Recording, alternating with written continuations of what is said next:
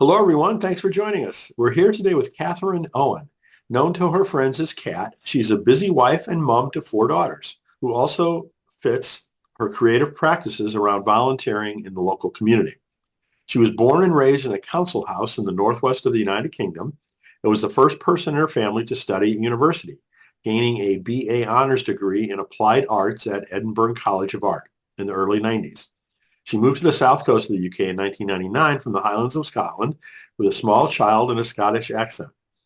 After a number of abusive relationships that impacted her life and work, Kat surrendered the whole mess to Jesus and found even more ways to express herself creatively. As Raggy Rat, she makes soft toys, plush characters for authors, and illustrations. Since 2008, she has blogged the exploits of the community choir Dorset for Singing and is a member of SCBWI and 12 by 12, which supports her move toward writing for children. Kat's adventures also have included helping to drive the train home from college one day. That must have been fun. Qualifying as a carnival queen in her early 40s and traveling the National Express coaches with a stowed away rat. Maybe we'll hear more about that. You can learn more about Kat at raggyrat.co.uk. So, Kat, thanks so much for joining us. It's such a pleasure to be able to be here with you and learn more about your work. Thank you. It's great for me. It's just so nice to chat with you. So what else would you like viewers to know about you and your background? Well, in my move towards books, I am pleased to say I've been published twice as an illustrator for a Christian author, Mary Weeks Millard. That was great to be asked, and that started right at the beginning of lockdown. So I had something to get busy with, get my teeth into. And I've also co-written some songs with a local music guy. He actually runs the choir Dorset for Singing, Ed Hintz, and that's a nice sort of thing to dip into every now and then. Absolutely. There's other authors that I know that also cross over to hymn writing or songwriting. And, I think it's wonderful to have that breadth of skill.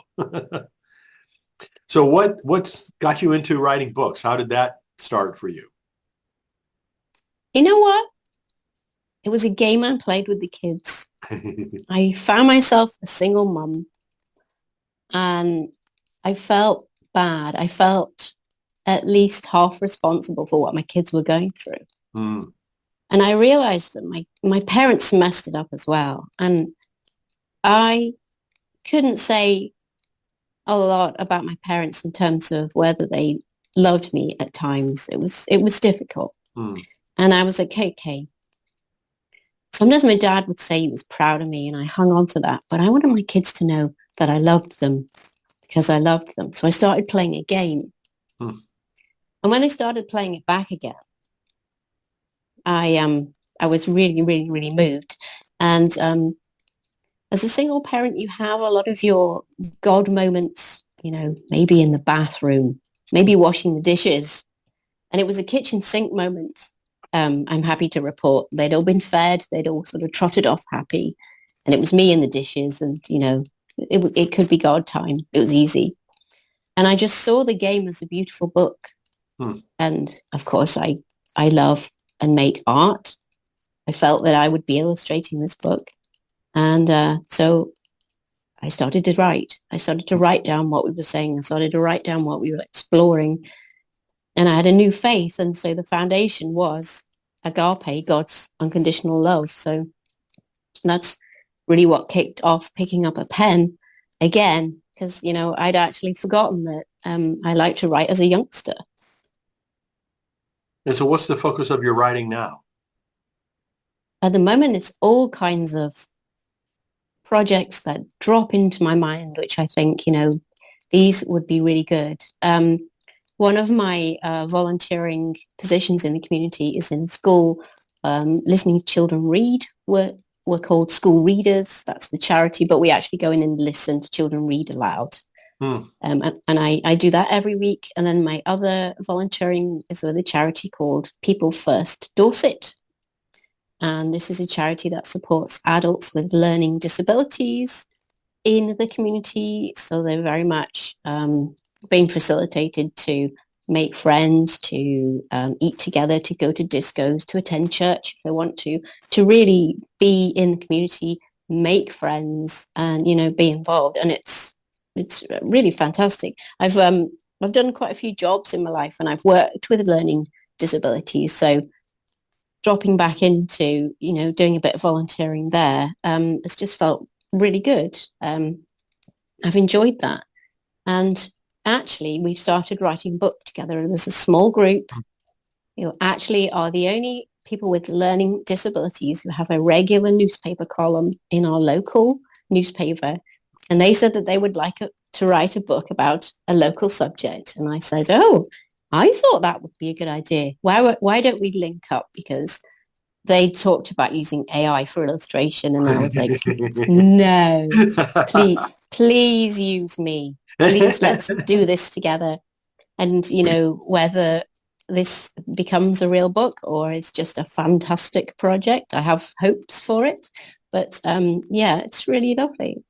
Oh, that's very cool. What a wonderful endeavor.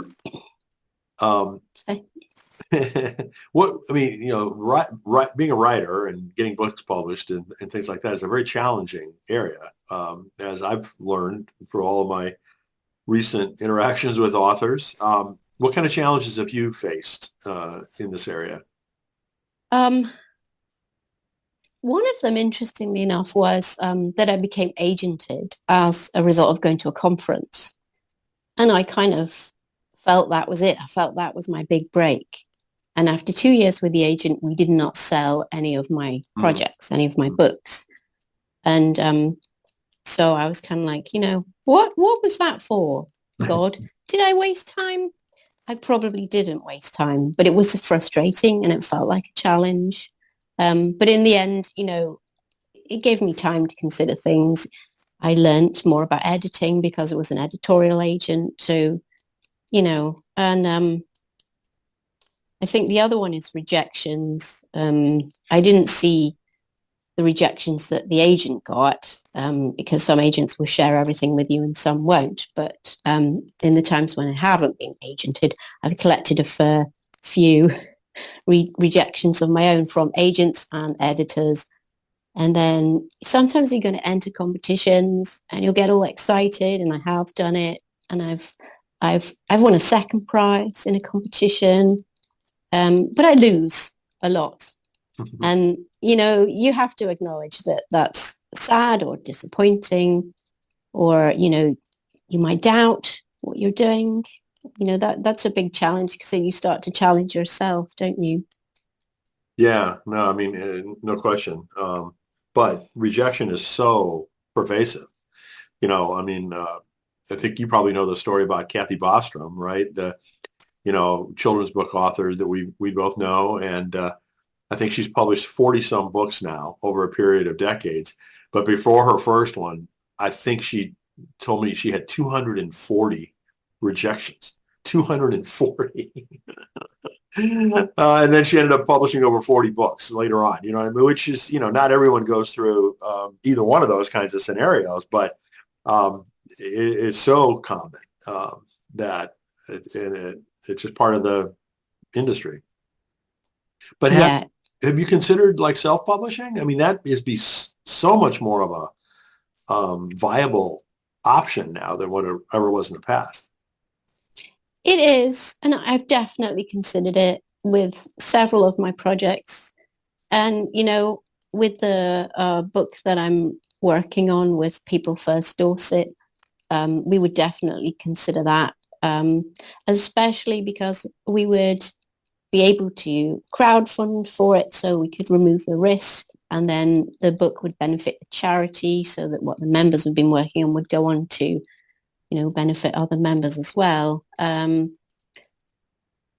quite interested in sort of like the hybrid model because there's many different forms, and some of them come with support for actually how the book looks and gets put together. I think for me, doing absolutely everything from scratch would be a bit daunting.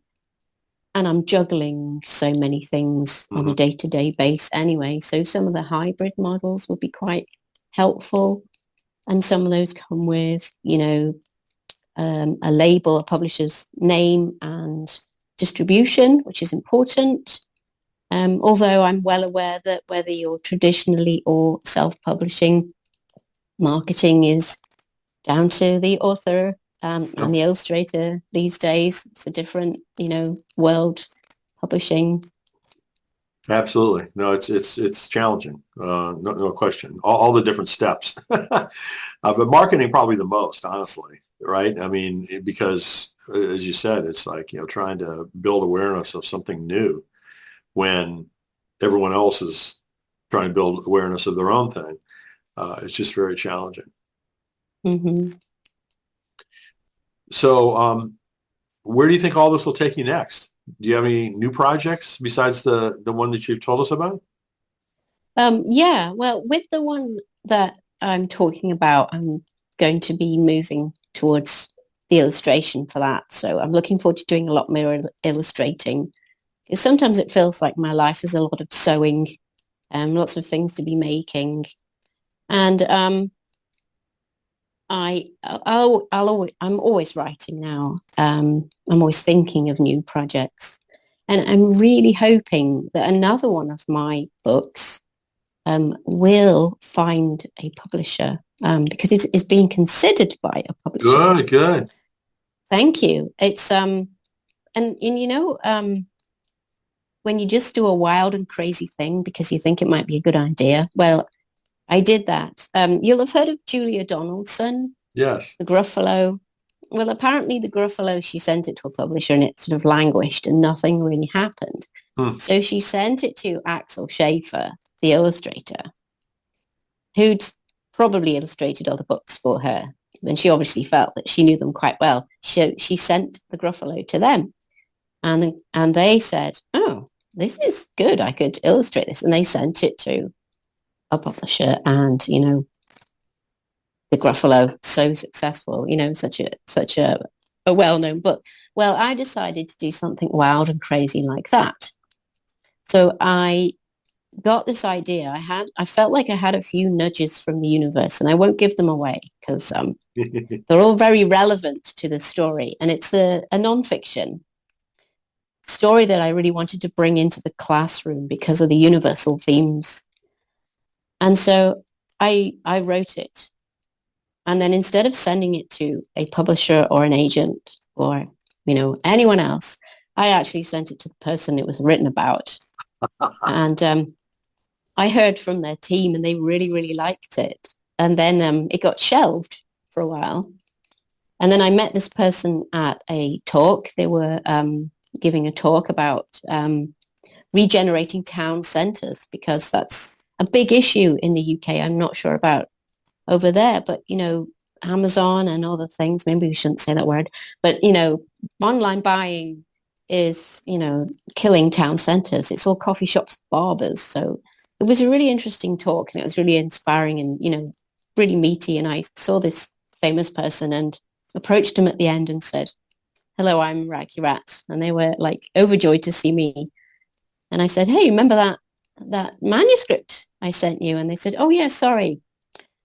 They wouldn't let anyone disturb me for a while because I've been working on a book. And I went, hang on. So they said that they've been working on a book. And I was like, oh dear, what kind of book? And they're like, oh no, it's not a children's book. I've been working on, an instructional book, a teaching book. And I think your project is a great idea. Let's have a conversation. So we ended up having a Zoom like this, me and the famous person. And they said, I like this book so much, I'm going to show it to my publisher. And so it is in the publishing house, in the hands of this big, lovely big publishing house, under discussion at the moment. So I'm really hoping that it's just going to take Wow. me in a good direction, a publishing direction. And that for me would be really exciting. Oh, absolutely. Absolutely. Well, please keep us posted. Maybe we'll do a book launch interview with you before we know it. I would love Takes a that. while Yeah. though. Once you sign a deal until the book comes out on the shelves, it takes a while, but we'll be patient. But please keep us posted on that. That's so wonderful to hear. Thank you. Yeah, yeah. And I know about patience because I like numbers and I like dates, and I'd written down the date when I sent the proposal to this person's team, and I finally got a Zoom with this person around about 500 days after. So patience is a virtue. Yes, It really is. And the way publishing works and the way, writers work, you can't really hurry it, can you? It really. just is. Absolutely. Absolutely. Yeah. So as you know, I lead this project called Find Your Next Calling. So let's talk a little bit about discernment. Have you reflected much on the process you use to determine, what paths to take next or what important choices to make next?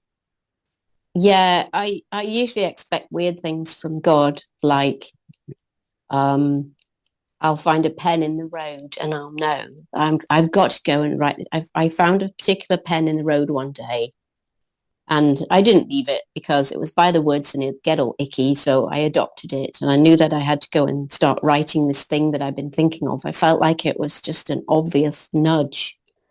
And I think with, discernment, we can only ever be reasonably certain that we're going in the right direction because, we do take some deviations from our path. The other one I tend to lean on is hearing something twice. Hmm. Like this morning, I was at our local writers group. It's been a very writerly day, actually. And we were at the writers group and there were some new people and they were telling us about what they did. And that was really interesting. And then someone at the group said, oh, do you give talks on this subject? And it was about local history. And the guy said, oh, you're the second person to ask that. And I said, that means you have to do something now. That's twice. God is like, it was a Christian writers group. So it was very appropriate to say that.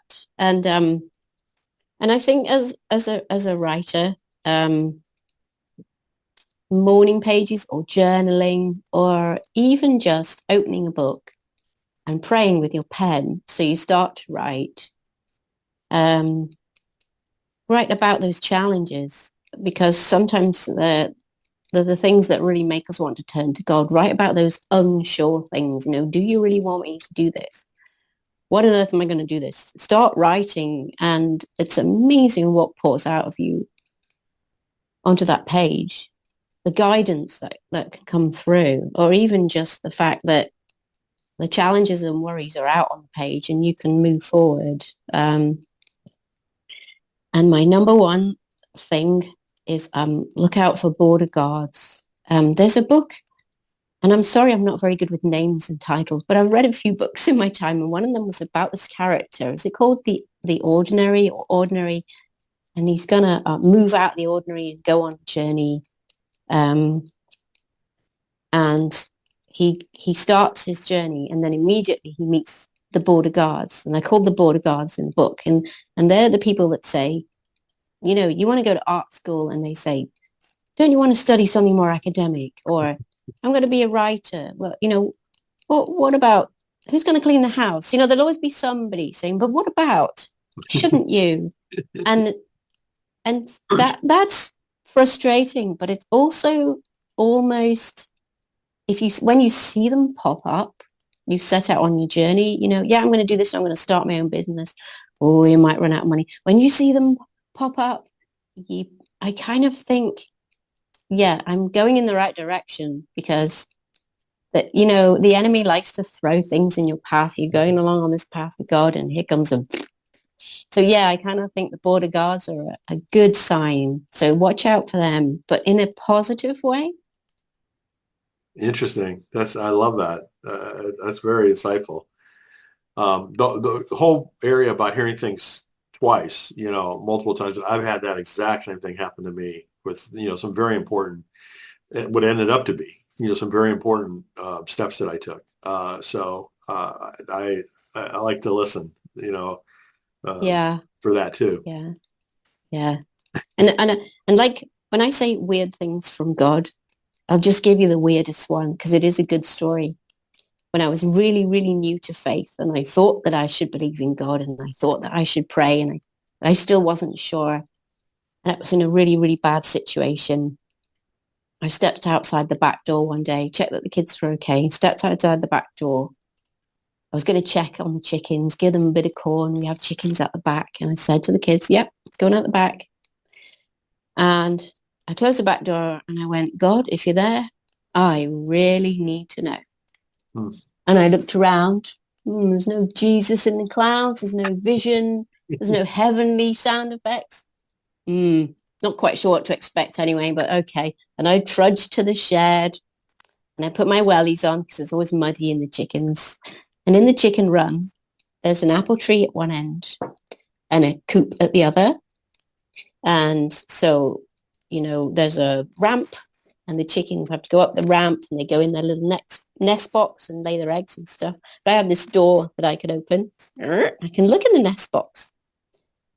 And so I looked in the nest box and I knew that God had a sense of humor and that God got me because in the nest box were 2 eggs and an apple. So the apple tree is here. The apple tree is here and the coop is here and up the ramp and in and into the nest, an apple. And I was like, now I know. Oh my you goodness. Get me. Oh, that's so funny. That is so funny. That's a good one. Very good one. Thank you. The apple and the eggs. The apples and the egg nest. Yeah. That's amazing. Because otherwise it was like this chicken. You're like, wah, wah, wah, I'll just take this and put this in the nest. Yeah, right. Sure, of course. They're going to be able to carry it.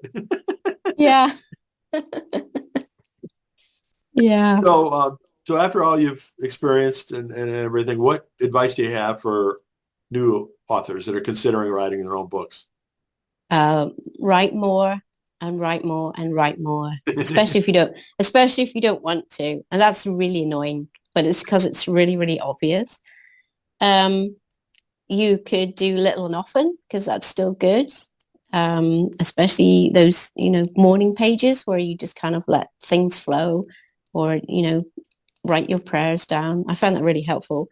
And the other thing that is so important is share your writing with others that you trust and that you know is safe. So I'm in a critique group and it's a closed group and we try to meet every month, share work with each other and everyone, critiques each other's work. And then, that's often a time when you'll hear something twice in the room and you'll think, okay, well, maybe that really needs to be acted on. And because, as a new writer, I'd write something and I'd think, oh, that's amazing. It's going to be published straight away. And, little did I know. Because, for instance, the book that I wrote because I started playing a game with my kids still hasn't found a home. It's still a good story. It's still a good thing. But, I've written more projects and I've been productive and I've gone on to feel like I'm having some success or, just enjoy more what I'm doing. And then also, there are the big, the things that you can belong to, like SCBWI. In the UK, we call it Scooby.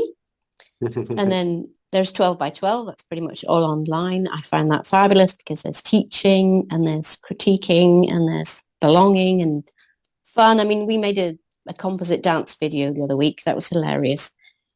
And ACW here in the UK, I think we do have overseas members, but that's the Association for Christian Writers.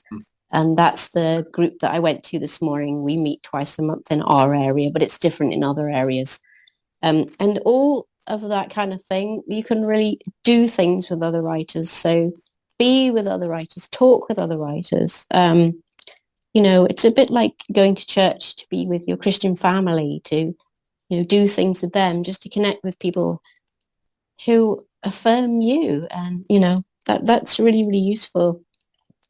And then my last is support other writers, even if you don't want to, because you're going all stinking thinking because your projects aren't going anywhere and you've had another rejection and you just kind of, what can I do for you today? And like, so yesterday I put up a couple of reviews for Glennis's latest book because she's quite Oh, happy to wonderful, wonderful.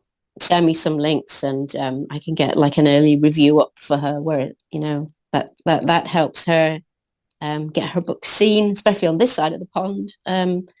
So yeah, I found that, because you're always going to have needs in your life. And one day someone's just going to come up to you and say, I've done this for you. Or, I saw that you needed this. And so be that for other people, just because it gives you a happy feeling inside. And it's what we need to do because it's hard writing. It's hard.